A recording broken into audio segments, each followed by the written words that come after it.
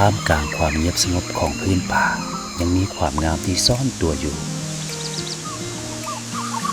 ขอแนะนำตาดสร้างนินแหล่งท่องเที่ยวธรรมชาติแห่งใหม่ที่ยังคงความบริสุทธิ์และสุ่มเย็น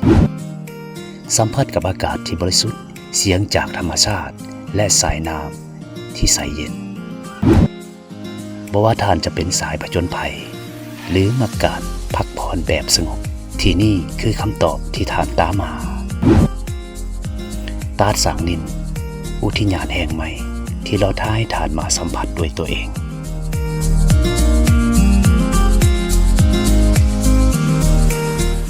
กลิ่นอายของธรรมชาติ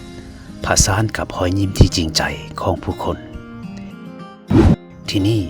วิถีชีวิตยังคงดำเนินไปอย่างเรียบง่ายเป็นหนึ่งเดียวกับป่าไม้และสายน้ำผ่านรอยยิ้มและมิตรไมตรีเราจะพบกับตาดสร้างนินมนต์เสน่ห์แห่งใหม่ที่เราท่าการมาเยือนบ่แม่นเพียงแต่ความงามของน้ำตกตาดแต่แม้นเรื่องราวของชุมชนที่คอยท่ามาเล่าสู่ทานฟังชิมรสชาติอาหารท้องถิ่นสูดดมอากาศบริสุทธิ์และพักผ่อนกายใจไปกับวิธีที่ยืนยงมาสัมผัสความงามและเรียนรู้วิถีชีวิตที่น่าประทับใจที่ตาดสร้างนินพร้อมกับพวกเราชาวบ้าน